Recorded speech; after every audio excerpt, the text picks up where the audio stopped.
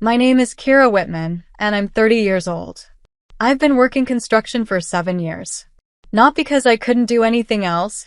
I have an associate's degree, I'm good with numbers, I can hold a conversation with anyone.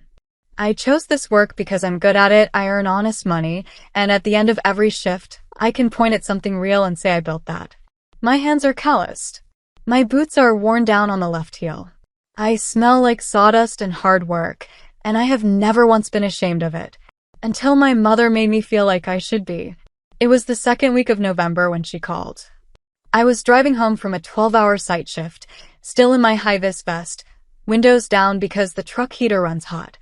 I picked up expecting the usual, maybe a question about Christmas plans, maybe her asking me to pick something up from the store. Instead, there was a pause on the line. The kind of pause that means whatever comes next has been rehearsed. "Kira, honey," she said. "About Thanksgiving this year." I told her I'd already planned to bring my sweet potato casserole, the one Dad always asks for twice. Another pause. "We're doing something a little different this year. Your brother Theo is bringing someone. A girl. It's serious, apparently, and he wants to make a good impression on her." I said that was wonderful. I meant it. Theo is 26, and for most of his 20s he's been in and out of situationships that lasted 3 weeks and ended in group chat drama. If he'd found someone real, I was genuinely happy for him. "The thing is," Mom continued, and her voice dropped like she was delivering a weather report about a storm she couldn't control, "Theo called us last night. He said he doesn't want you there." I went completely still. My truck was still moving, but I felt like I'd stopped. He said your job might make her uncomfortable. That you'd show up in work clothes or talk about construction, or that she'd ask what you do and it would be, his word, awkward.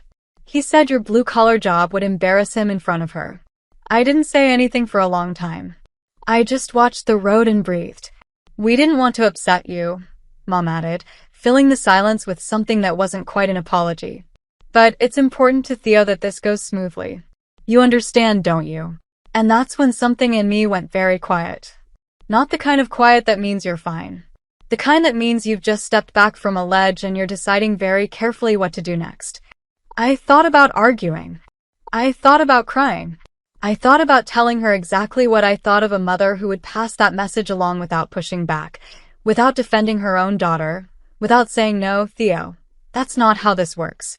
Instead I said, "I understand," and I meant something entirely different by it than she thought I did. I hung up and sat in my driveway for 20 minutes. My neighbor's kid was drawing chalk shapes on the sidewalk across the street. A yellow sun. A lopsided house. A family of stick figures holding hands. I watched her until the tightness in my chest loosened just enough for me to go inside. That night I didn't call anyone. I didn't text my best friend Leanne or vent to my coworker Dominic, who I knew would have driven straight to Theo's apartment to have words with him. I just sat with it. I let myself feel how much it hurt, the particular, specific humiliation of being told your presence is a liability. That the life you've built with your own hands is something your family needs to hide. What they didn't know, what nobody in my family knew yet, was that 3 weeks earlier I had signed the largest contract of my career. A commercial development project. The kind that gets written up in trade publications. The kind that meant I was no longer just a worker on someone else's site. I was the site supervisor. The one other people answered to. I hadn't told them because I'd wanted to wait until it was fully confirmed in writing. I was going to announce it at Thanksgiving, over sweet potato casserole, with everyone together.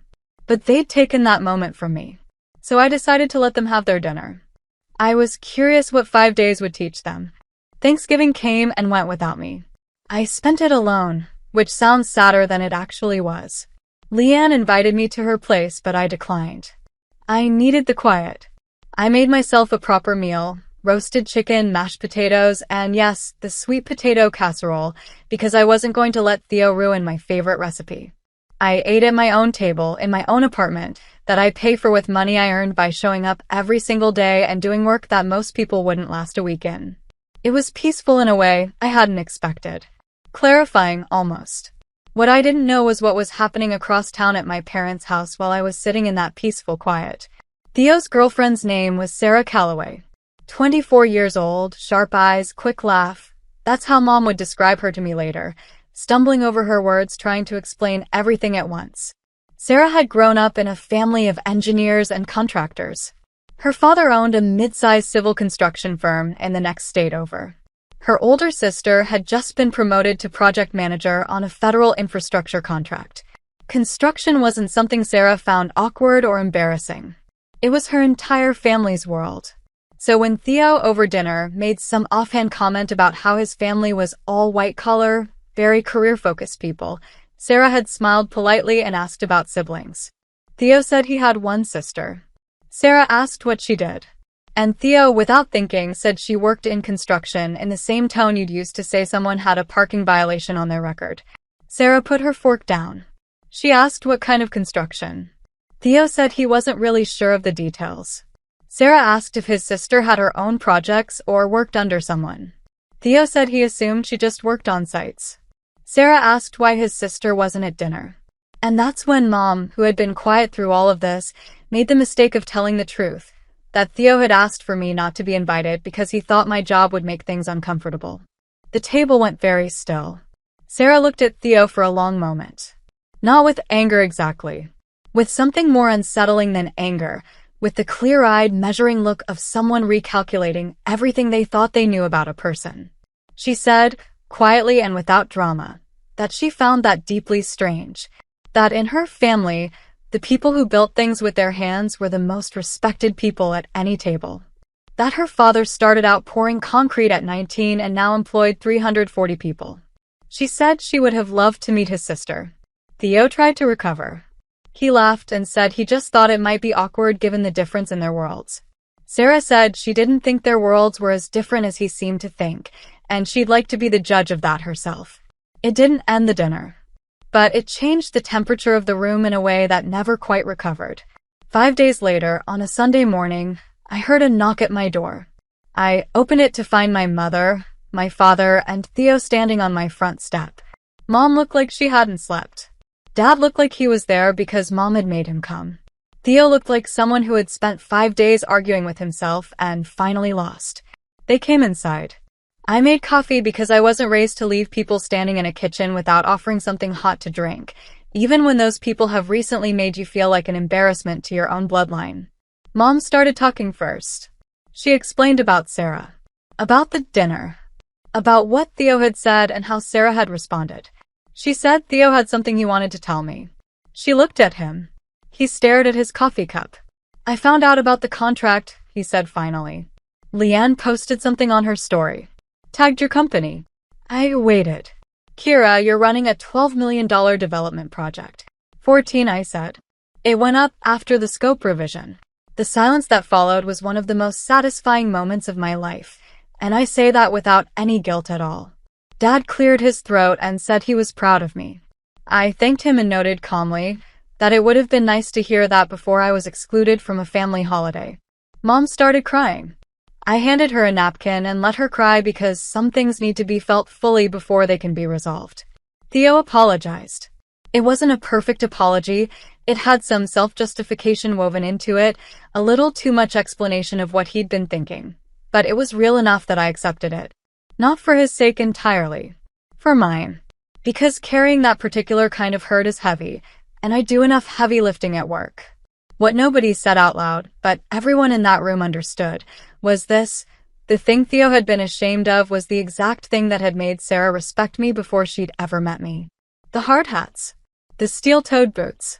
The early mornings and the sight dust and the work that leaves marks on your hands. He tried to hide me and ended up revealing himself instead. Sarah and I met for coffee the following week. She reached out through Theo, which I thought was gracious of her. We talked for 2 hours. She told me about her family's firm, about how her dad still gets emotional walking past buildings he helped construct 30 years ago. I told her about the day I first ran my own crew and how it felt like something finally clicking into place. We exchanged numbers before we left. Real ones, not polite ones. Theo's still with her. They're doing well from what I can tell. And last month, Sarah's father reached out to me professionally. He'd heard about our project through industry channels and wanted to discuss a potential collaboration on a commercial development in the spring. My brother tried to hide me from his table. Instead, he walked me into a room I didn't even know I needed to be in. I'm still in my steel-toed boots. I still smell like sawdust at the end of a long day, and I have never, not for a single moment since, been ashamed of any of it.